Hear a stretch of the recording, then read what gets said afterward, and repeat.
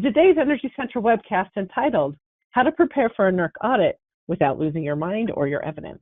Our keynote speaker today is Scott Crow, Senior Business Systems Strategist, Energy and Utilities with AssurX. Before we hand him the floor, we want to invite you to submit your questions at any time using that interface on your screen. If we do have time, we'll try to address them live. Now I'd like to turn the floor over to Scott Crow to kick things off. Scott, welcome to the event. You have the floor. Thank you, PJ. Hi, everyone. Let's dive right in.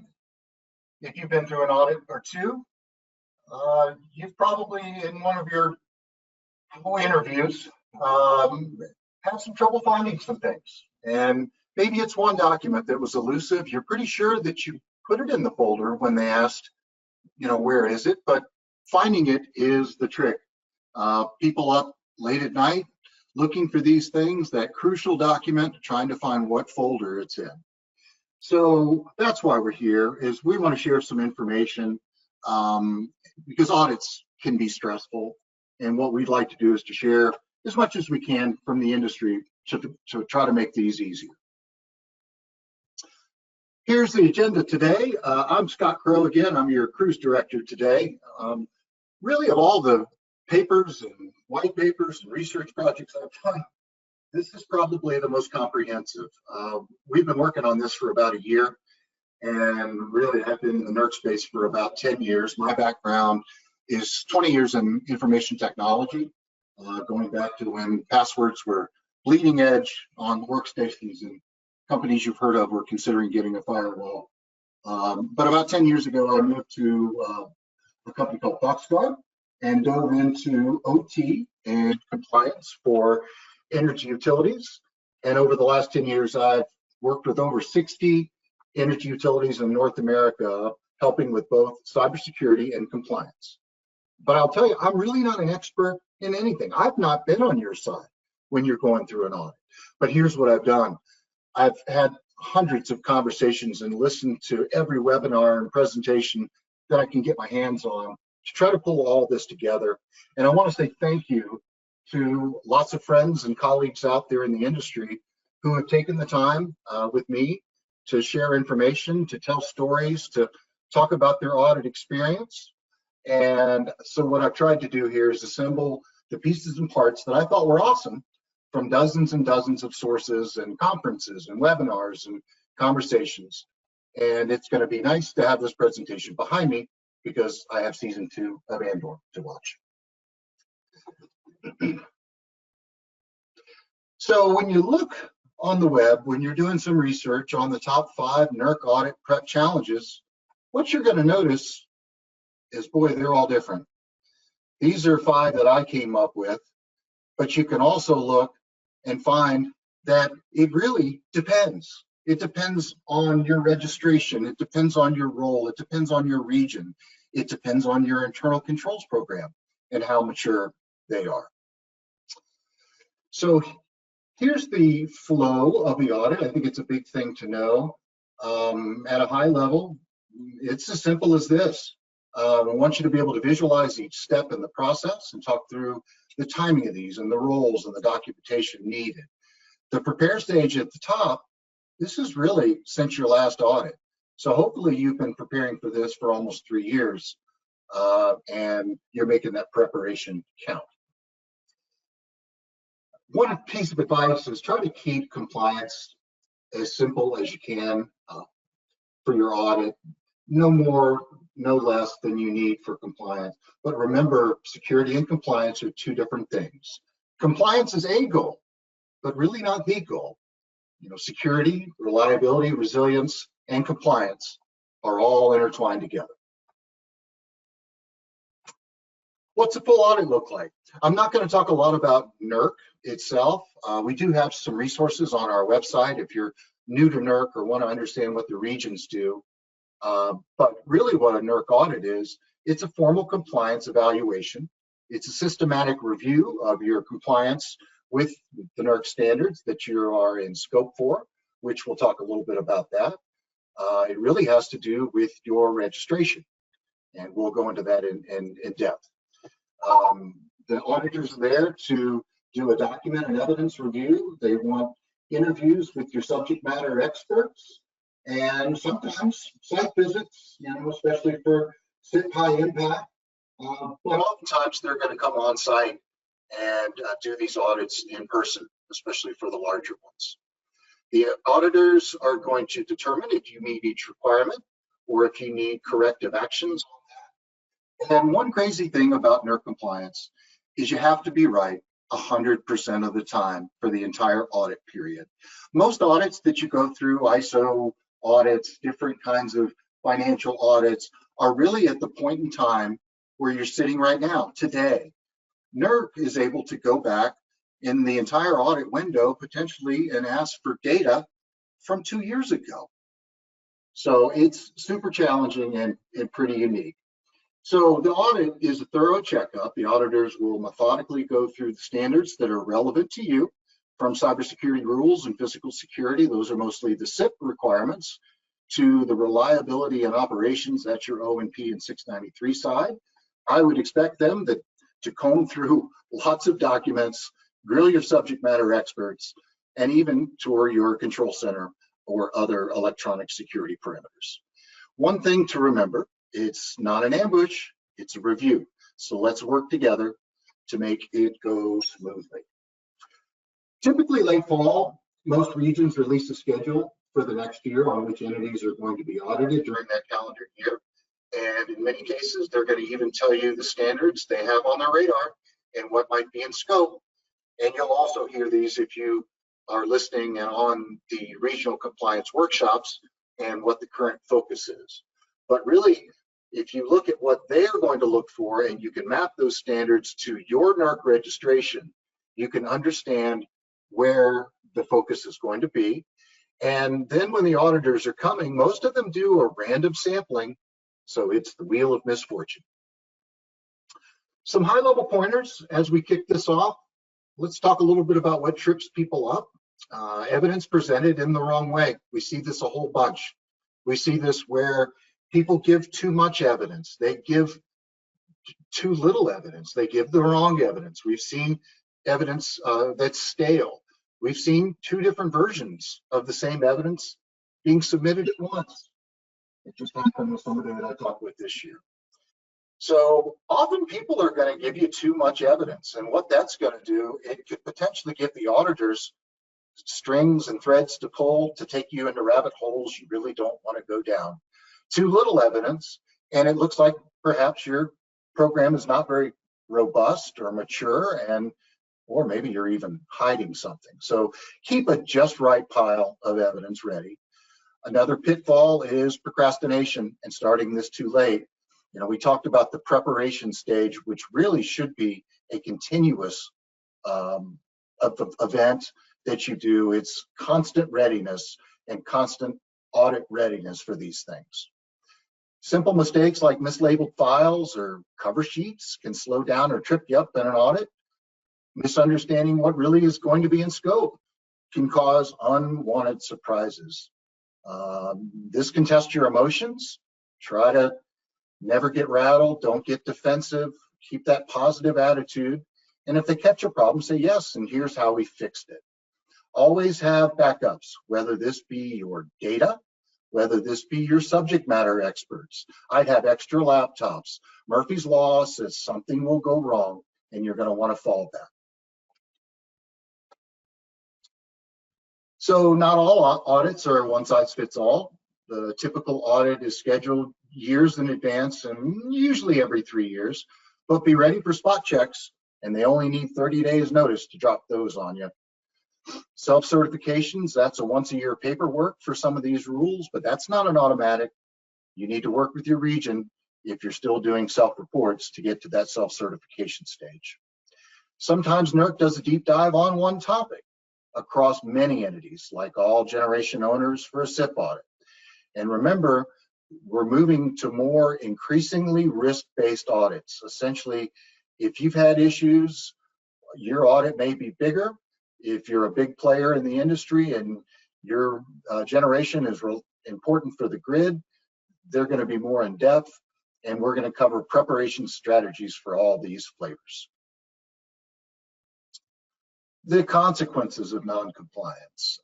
I don't know if these have gone up or not. I thought I read somewhere that it could be $1.4 million a day per incident. The old figure is $1 million. It's a lot, and these things can roll up pretty quickly. The consequence of non-compliance are the dreaded mitigation plans that are going to be required for each violation, and that's where you submit your plan to fix the problem. Increased scrutiny, so repeat violators get more audits or oversight, and they know what rocks to turn over. Internally too, increased scrutiny can cause stress for your team. Reputation and reliability, I think this is the big one. Non-compliance can damage trust, with your customers, with your audit team, within your organization, and really it often means that you have real reliability risks that are out there. Trust takes years, violations take a minute. So I think with your SMEs, it's important to teach them why it's important. It's fantastic to keep asking questions. You want your entire team to understand why these standards matter and why they're important. So findings lead to corrective actions, and they're not as much fun. Be over-prepared. So let's talk about the audit prep mindset. And I said mindset because attitude is a huge part of the battle here. Audits can feel stressful, but with the right approach, we can manage it calmly. So the next few slides, we're going to talk about the big picture attitude, planning ahead, prioritizing, treating compliance as a continuous task, not a last-minute panic. It reminds everyone that no matter how perfect your plans are, it's the people and the values that actually make them happen. So you're building your dream team, the dream team with the right culture, the dream team with the right mindset, and at least whatever teammates you have, make it fun and work together. The continuous compliance mindset, this really is the foundation. You want to build and maintain those controls all year round, not just audit time. Start early, avoid the audit surprise by practicing. You hopefully have had the opportunity to have numerous mock audits, fire drills, rehearse questions, know your risks, know your internal controls inside and out, how those controls map to those risks, and why each procedure exists. View the audit as more of a validation of your hard work, not a gotcha game. And we've talked about this already a few times. Always be ready. Stay on top of your controls and build your compliance story. You want a really nice narrative to tell the story about what you're doing, how you're doing it, why you're doing it, and how it ties to risk. So now let's think smart on where to focus. Auditors are not going to give equal weight to every requirement. Like essentially try to fight the big battles first, focus on the big areas of risk. If you're on the SIP side, SIP 7 has and probably always will be the most violated standard in NERC compliance. That standard is a heck of a lot more looked at than putting up the posters in the break room every 90 days for a COM standard. So know what's important here. Focus on areas where a slip up could be catastrophic, really to reliability, security, safety, and all of the other factors in there. Build your evidence narrative around these high impact areas. Internally, prioritize your fixes the same way. Drive home that we're tackling the riskiest stuff. This is a smart way to allocate limited time and to show maturity. We've talked a little bit about how to build that narrative. The narrative is your voice to the auditor, and if it's weak, so is your defense. RSAWs, the reliability standards audit worksheets, those are the key to your narratives. They are essentially spreadsheets or documents that are going to walk through one per standard, and it's going to capture the story of what you have seen in compliance since your last audit period. A weak RSAW is going to undermine your evidence. It's like a bad script for the audit, and it's in the slide, so I don't need to repeat it. But there's lots of risk, and focus on the stuff that's important. Where do you start? This is where you're going to win the battle. It's your internal controls program. You've thought about everything. You've got a plan, a backup plan, and you've thought about it again, and you're ready. We'll do a couple of slides on internal controls. We did our webinar back in the fall on how to control internal controls, where we spend about 45 minutes talking about these. But internal controls are the structural backbone of compliance. Auditors are more forgiving if findings of your internal controls framework shows maturity, but you've made mistakes. So if you have findings, but you have a great preventive controls in place, those are seen in a different light than if you don't have controls in place for these things. I guess a good test of your internal controls program, is it mature, is when an audit pops up, do you have to drop everything for the audit, or have you been doing these tasks all along? The internal controls framework is really based on the COSO framework. Again, we talked about this back in the fall. Control environment, that's your culture. That's the foundation of internal controls. That's setting the tone of the organization and influencing the control consciousness of your people. On the risk assessment side, a lot of these are internal. You want to identify and prioritize the risks that can prevent, you don't want anything that can prevent the organization from achieving its objectives. Control activities, those are ensuring continuous perfection. The policies and procedures that help ensure management directives are carried out. Information and communication, so enabling effective interdepartmental communication. When you get to be with a big organization, sometimes that becomes a real challenge. And then monitoring activities, never assuming perfection. You want to keep looking at your process and assess quality over time and iterate on your internal controls. So internal controls, they reduce risk, not just tick boxes, but they must be defined, documented, and monitored. Focus on those preventive and detective controls, align with your audit standards and compliance risk. And again, strong controls are going to equal fewer surprises in your audits. I heard this one at a conference when someone was walking through an audit where they showed off their preventive controls. They showed how shiny and nice they were and how well thought out. And auditors love to be dazzled by you thinking about these things. So the preventive controls are things like onboarding processes, cybersecurity training, firewall rules, all different kinds of stuff. But show off your preventive controls, make them awesome. Detective controls, you want to catch problems early. I think the words they used were fail fast. And these are less fun to talk about. Corrective control, something's gone wrong, whether that's through an internal catch with your preventive controls and detective controls, but they're certainly necessary. And corrective controls can lead to modifying your preventive and detective controls. Hey, we needed another acronym, right?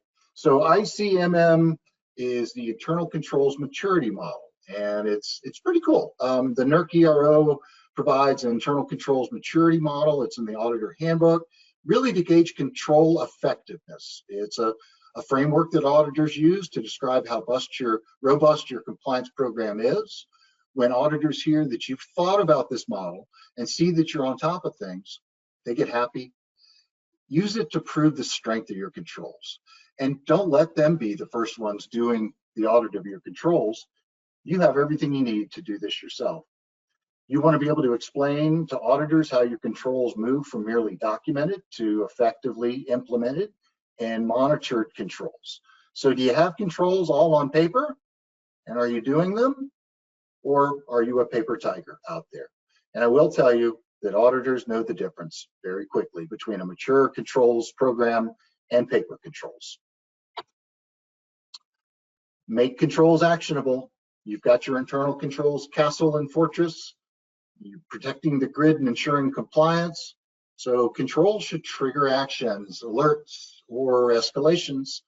Avoid vague language, avoid ambiguity. And what good is a control if it just is there to watch you fail? It has to be actionable, and action has to be managed and perhaps escalated to ensure that it's completed.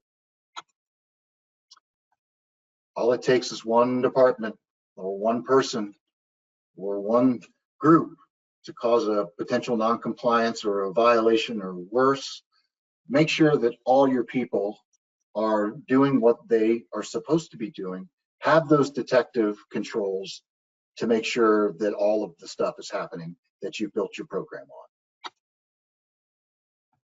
So you're forming your dream team. It's a compliance team, your audit prep team, and create it, but keep it running. This just isn't a last minute committee if you're on the clock for an audit. It should be standing all year. I'd pick a good communicator, a friendly project lead. Auditors love to have one point of contact. I'd identify each of your SMEs, your subject matter experts, your SIP guru, your grid operator, your folks that are on top of your electronic security perimeters. But you're also going to want to assign backups. What if Fred goes on vacation during the audit? We'll have Alice step in. Write these roles down in your audit playbook and make sure that it's crystal clear on your roles. Keep refining the team structure periodically so it's second nature when audit time comes. Document responsibilities in an audit playbook. And again, understand the why behind the standards, because that's going to help you explain it better when you're in an interview and you're on the clock and under pressure. Effective coordination and communication. So get the team together, hold the regular check-ins, stand-ups, meetings. This is to ensure that you're tracking your audit prep tasks and everyone is doing what they're supposed to be doing. Use tools where you can to manage evidence and tasks. And a big thing is keep leadership informed. Share key risks, share progress directly. That culture that we talked about comes from the top down. It also goes from the bottom up, and everybody needs to have the same mindset of a compliance culture and always being audit ready. When you communicate, make sure you communicate clearly and everyone knows their deadlines and what's needed. No surprises, keep transparency and accountability high. So good communication is the glue.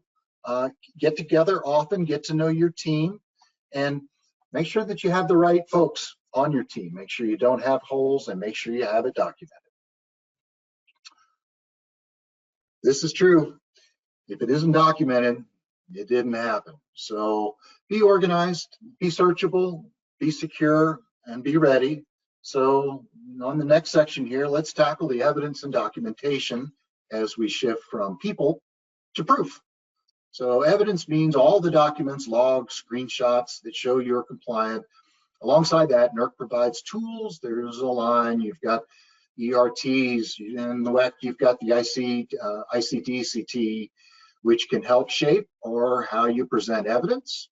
And think of it as building an evidence library on a system that is repeatable and where you're not going to make mistakes. So in the section, we'll learn to work smart with your evidence, and we'll talk about some helpful tools. Why are we still doing things manually?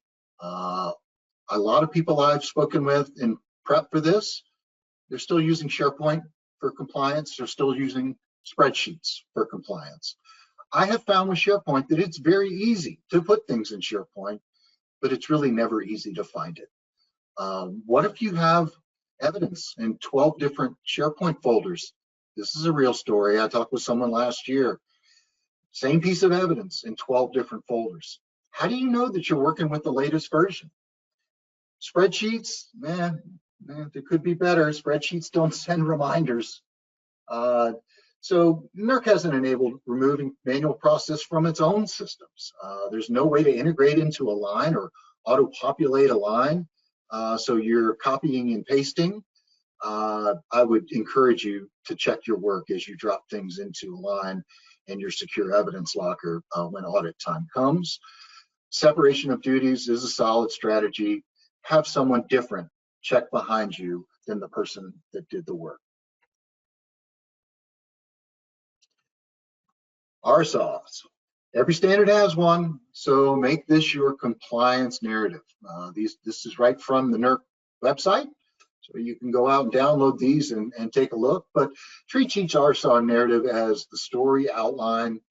You want to ensure your evidence matches and supports each requirement. Organize your evidence by standard and requirement. I'd use clear file names. We're going to talk about some tips on that for naming conventions here in a sec. Make your evidence searchable. Make sure that you're not dropping things in where you'll never be able to find it again. And quality over quantity in this stuff. RSOs should be living documents. These should not be things that you pull out when the audit notice is coming. This should be something that is part of your regular daily work, and this is where it works best. The worst way to do it is to try to come back and rebuild one of these things later. It happens. Ensure that the RSO's narrative is clear, accurate, maps to the current process and practices that you have, and importantly, to your evidence. So basically keeping the RSO fresh so it tells a strong story during the audit. Create that unified evidence labeling methodology. Virtual folders rather than 12 copies in SharePoint. Here's some NERC tools. Align, it's essentially the software system for compliance that you're going to be working with, and it's becoming the hub for audit data. Hosts RSOs and self-reports, your logs. If you've ever fiddled with the static PDFs of the olden days, it is a big step up. It does have its quirks. For SIP audits, know the ERT, so that's the evidence request tool, and there is a new one.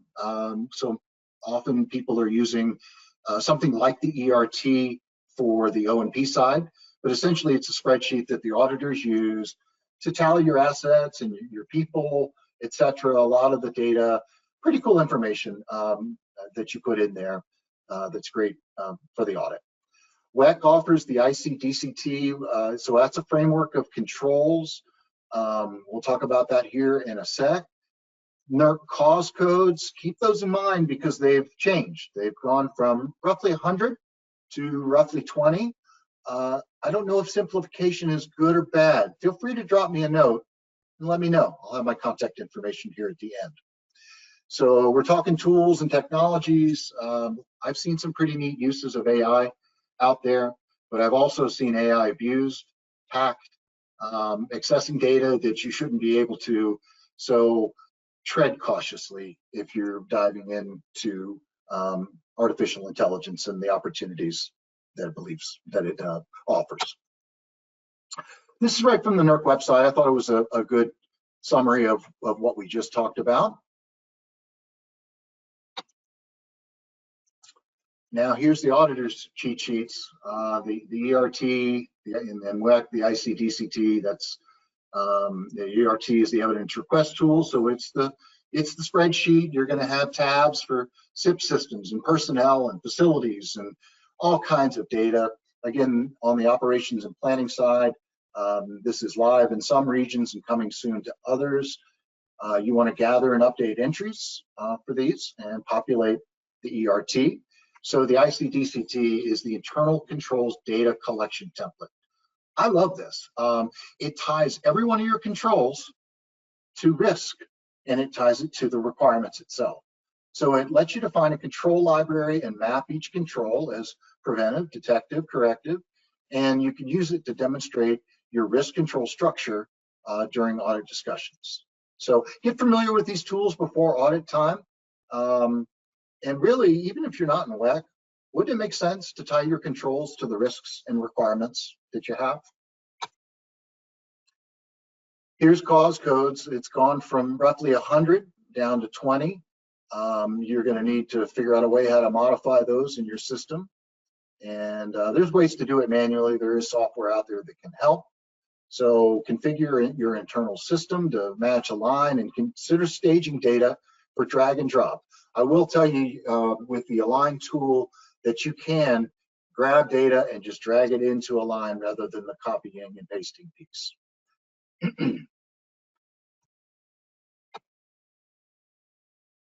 All right, now we shift to the human side again, talking about your subject matter experts and how to get them comfortable with the audit. These folks, They hold your key knowledge. These are the stars. They need to be totally prepared. The images we'll cover here will identifying and coaching your SMEs. You'll want to present a calm, united front during these interviews, and it all goes back to team preparation. One of the things I learned early in my career is to name things where you can find them, especially if you're using things like SharePoint. Have a system. And good documentation isn't just gathering the files, it's how you organize it so you can find them later, and how you present them. So think like a librarian. I read that when we were doing some research on this. Every document needs to have a clear label. I would have a unified way to label your documents, folder structures, and make sure everyone is using it. And really, when you have easy evidence, organized evidence that are indexed, it scores points with auditors.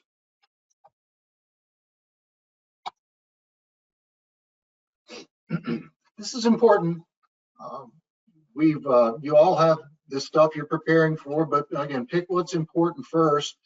Reliability, safety, security, and compliance, and really in that order, showing the auditors that you truly understand the risks in the way that you built your controls and the way that you presented your narrative through your RSAs and communication and your documentation. Show them that you really understand what's important. So communication isn't just top down, it's telling your audit story through the lens of risk. You know, when talking to auditors, refer back to your risk assessments. We identified X or a cyber attack on controls as a top risk, so we prioritized updates to SIP 7. This kind of narrative shows that you're not just checking boxes, you're strategically managing your compliance and the system. Auditors seem to respect entities that are thoughtful about risk. That also helps to avoid those surprises. All right, working with the auditors and the regional entity, engage early. I encourage everybody to do this. Get to know your region, participate in really anything they have available, pre-audit surveys, calls with your lead auditor, get to the regional compliance workshops, talk to the folks in outreach at a region that you're in, or I think they're technical advisors in the WEC region. Be transparent, share information willingly. You know, hiding issues, and it doesn't usually go well, and usually makes auditors ask a lot of questions. You want to build that rapport. Hopefully you can do it in advance. And the goal is when auditors get there, you want to have a collaborative exchange and communication style rather than one that's an interrogation. You're aiming for reliability. You know, they want your system secure and reliable. You do too. Ask any clarifying questions and do it in a very polite way. Don't go off any assumptions. Don't be defensive. Openness builds trust and often shortens the audit. So auditors are people too. You know, if your regional entity offers you a chance to talk before the audit, take it. Introduce yourself to the audit lead and ask if they have any preliminary questions. Get the conversation going. During the audit, do exactly what we've already talked about. Be honest, even if you've made a mistake. Defensiveness, that's bad. I've seen cases where a candidate SME says, this process wasn't working, but here's how we fixed it, and that scored some points. So treat them as partners, ensuring reliability. We'll talk about some other things, but that really is just the basics of social behavior.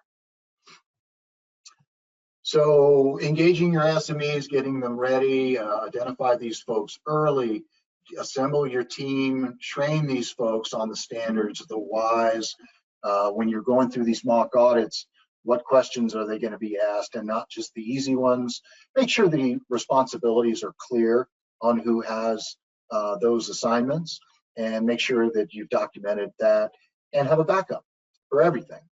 Encourage your SMEs to document their work daily rather than periodically. Audit prep is much easier if your records are part of your normal routine. So the SMEs, I would remind them that they're really not adversaries to the auditors.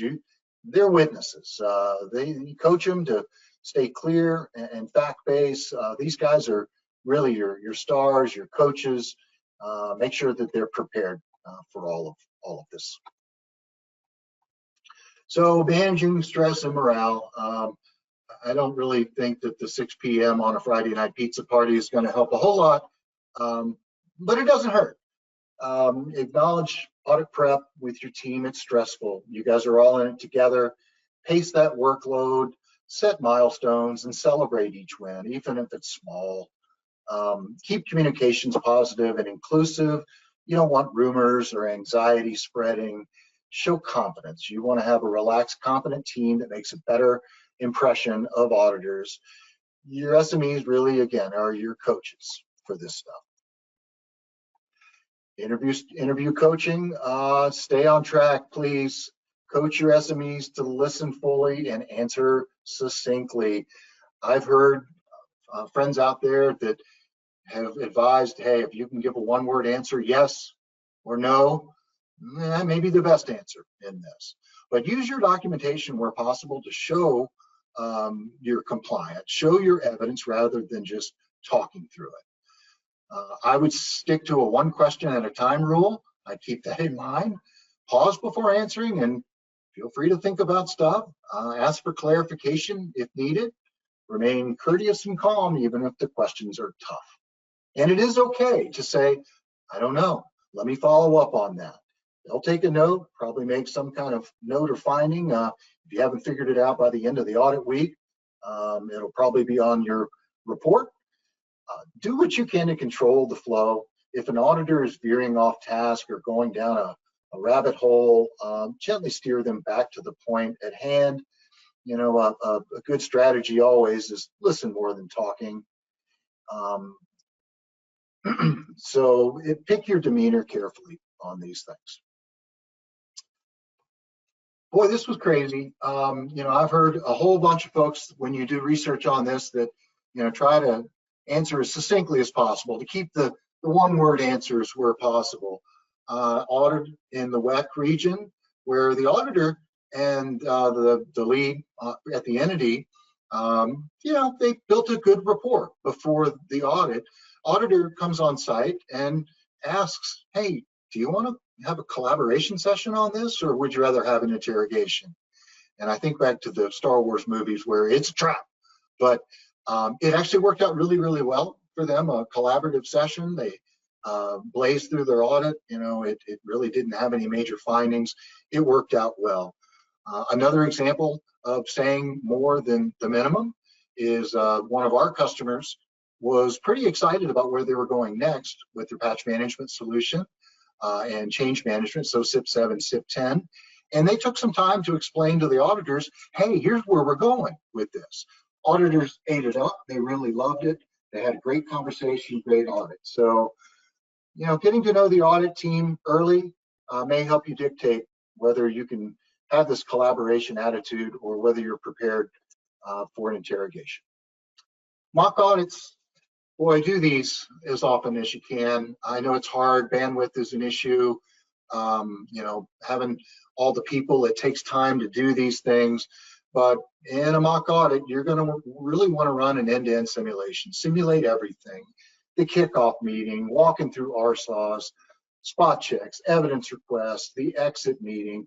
Make it feel just like the real audit. Use your real RSAWs and evidence. I would use the final versions in these mock audits and practice sessions. Check that every claim is backed by traceable, reviewable evidence. So your cross-disciplinary interviews involve the subject matter experts from different functions. You know, it could be compliance, IT, systems, operations. Practice unexpected questions, not just the easy ones. You don't want to have rehearsed answers. You want people to be able to think on their feet and be ready for anything. Scoring and red flag identification in a mock audit is pretty important. You know, maybe create a scoring rubric or a maturity model, you know, a scale of 1 to 5 for each standard on how you sit. Mark hot zones where maybe there's unclear ownership, or you know, you saw some stale evidence, or maybe inconsistent terminology, inconsistent data naming conventions, any of these kinds of things which may trip you up later. and then do that live drill on evidence retrieval. Test how long it takes to pull the evidence when requested on the spot. So audit prep isn't just knowing where something is, it's proving you can find it quickly. Super important, back to the culture thing. You've got management on board, you've got leadership on board, keep them on board. Don't forget that leadership sponsors need to stay in the loop the whole time. Keep executives briefed on where things stand and where you need help. They can reduce or eliminate roadblocks, maybe get you more resources, and you need to ask for help before it's too late on these things. If you need overtime for team members or new tools, tie it to the concrete benefits and tie it to the risks that you're going to mitigate through those tools. One of the best inside tips is to highlight your proactive work. So when leadership hears you caught and fixed an issue before the audit, you get a gold star for that. That's a good thing. Usually translates into continued support for your compliance efforts, and really as a final push, a competent prep team reflects well on leadership, and so it's a win-win to keep them in the loop. I know this is an eye chart, but there's a bunch of good stuff on here. Not all registered entities are alike. Every electric utility is different. You have different registrations, and you're going to be asked different things. So I'm not going to read through this whole thing, but think about what this means to you, what your role is, what your registration is. Again, they're not a one-size-fit-all. A balancing authority faces different questions and different priorities than a generation owner. But at the end of the day, this helps you tailor your preparation on all of these things to know what's coming. Not all regional entities are alike. So each region plays a little bit differently. I think probably in the last 3 years, there's a lot more of a unified, and I think it was called Unify, their NERC initiative to make sure that all the auditors are asking the same types of questions and that the regions are focused on similar issues where you don't have these huge variances, because in the olden days, you did. So each region plays a little differently, audit timing, expectations, the tools that they may use, and that's why it pays to get to know your regional entity through the outreach programs and technical advisors, workshops, anything that you can do to learn more about it. Let's see, WEC, yeah, we talked about the ICDCT, and I think effective communication really is your secret weapon here. You did the pre-audit surveys, kickoff calls, regional entity resources, help clarify expectations and build that rapport in advance. Again, we've talked about a lot of resources that are out there. If you are on the front lines for your audit, I sure would attend the regional workshops. I would look at things like GridSecCon, that's the one that NERC puts on once a year. I would have internal team compliance workshops. So we have customers that do that, bring a whole bunch of people where you can focus on this stuff for a couple of days, twice a year when you're not on the clock, and more often than that.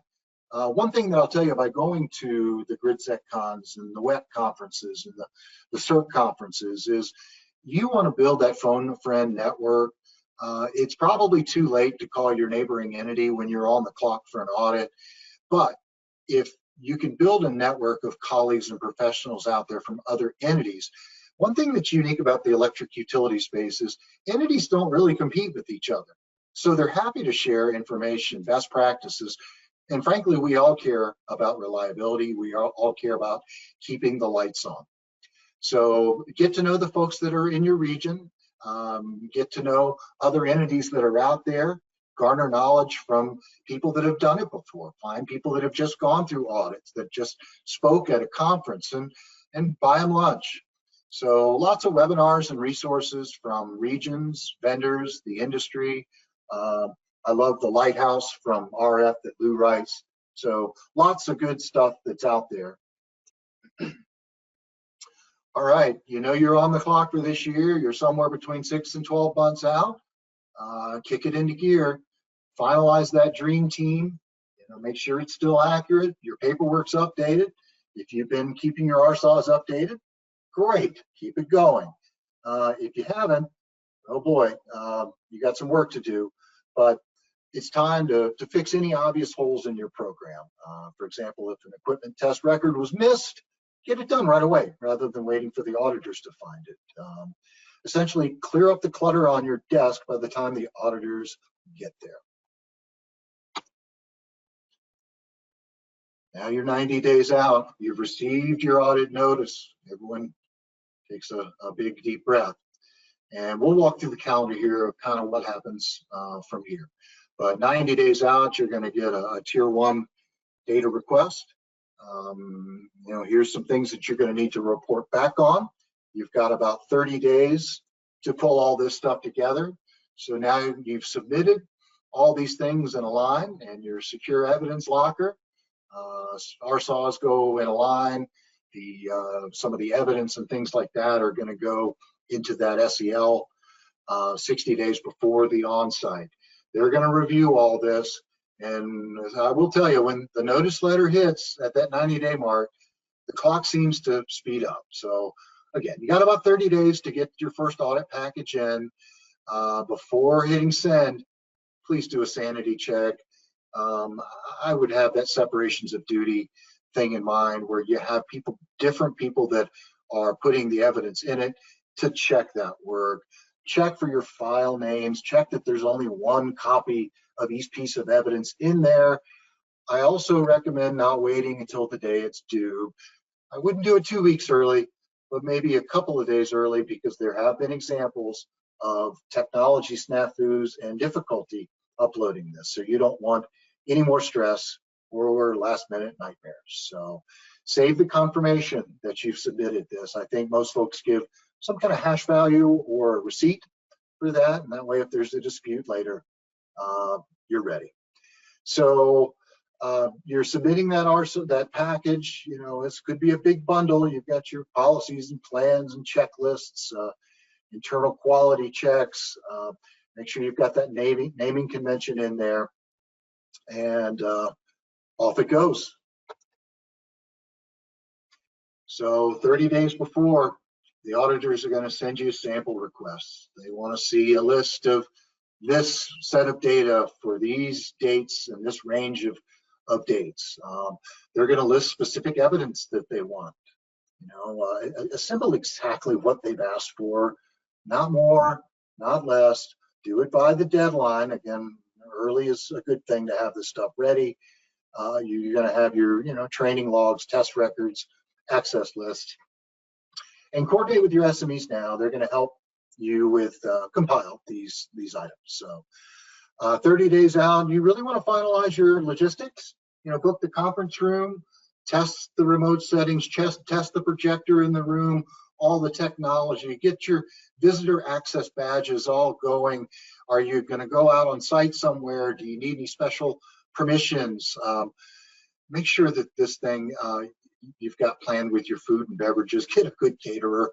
I talked to an auditor a couple of weeks ago, a former auditor actually, and he said, yeah, every time I went to an audit, I gained about 10 pounds. So feed them well, show hospitality, and again, don't have this be a last minute stress item for you.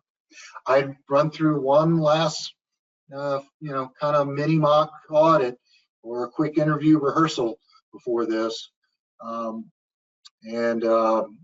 The key is really, again, to precisely give them what they've asked for.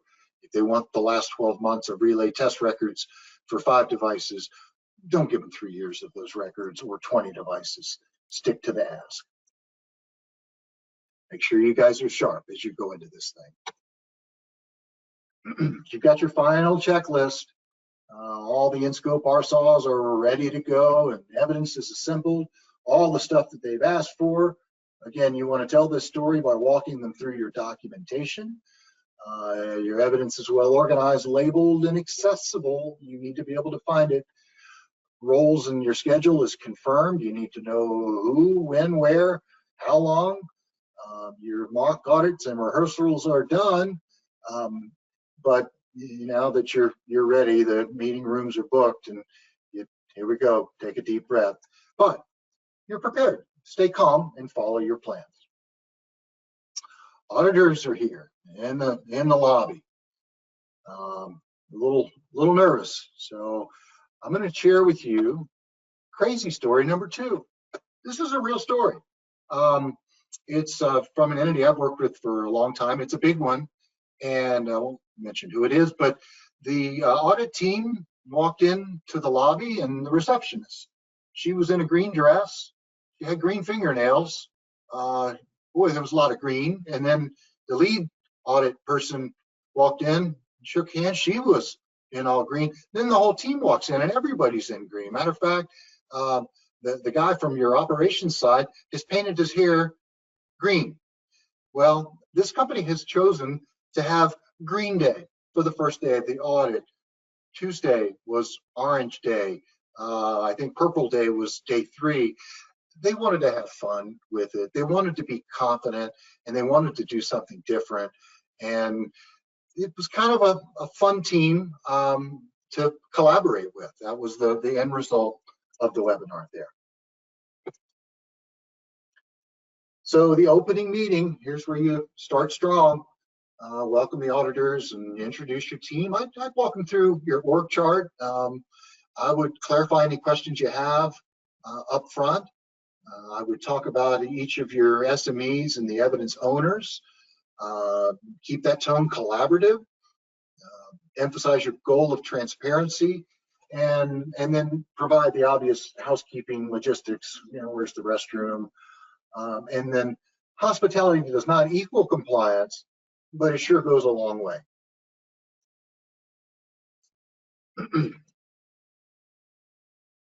So during the audit, things can get a little hairy.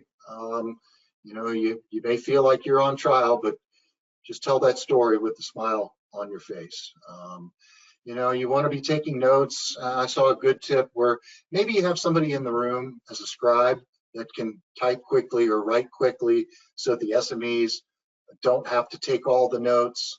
But make sure you capture good notes on any requested follow-ups, unanswered questions, these kinds of things. You're going to have a daily debrief with your team each evening to share what you know, what the findings are, adjust any strategies, address any sticking points, talking points.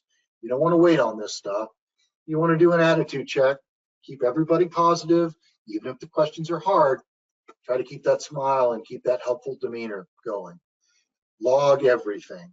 Keep a record of everything you've provided, who provided it, all interactions. Stay flexible. This is important too. Being rigid does not mean being ready.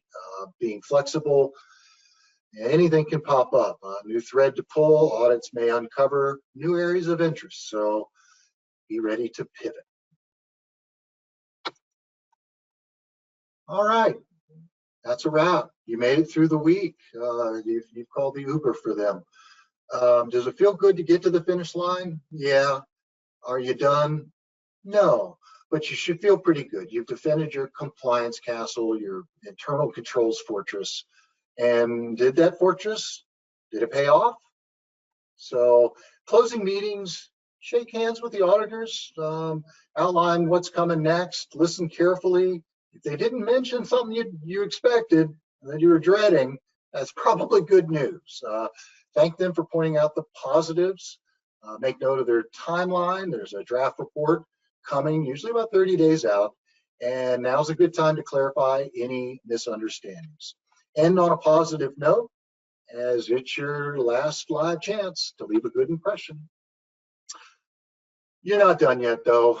After the audit, let's do a team debrief while it's fresh. Let's review any notes or a draft report that you receive. Let's start working on those mitigation plans where you know that you're going to have to. Archive everything. Save all your audit documentation. Share results within your team. Update any processes or get started on that based on findings. And start that lessons learned. So after the dust settles, we're going to focus again on continuous improvement and continuous audit readiness. It's important. It really is the most important thing, is to it's a cycle of this, not a panic on this. You'll take your findings, you'll take everything you've learned, and you get better with it. Track those audit findings over time. Watch for recurring themes, fix those root causes. But again, share successes and improvements, get excited about it, and reinforce your culture of learning and compliance. Prep like it's always audit season. So some resources out there. NERC has a bunch of them. We've talked about these a little bit earlier in the presentation, but there are lots of regional resources, compliance workshops, your industry partners, there may even be vendors that you can learn from. And this will help you determine what your internal training is going to be. Be prepared. Maintain your documentation on this, and that's your wrap-up slide right here. So always be prepared. And with that, we're done. I love this quote: "Sustained maturity wins audit.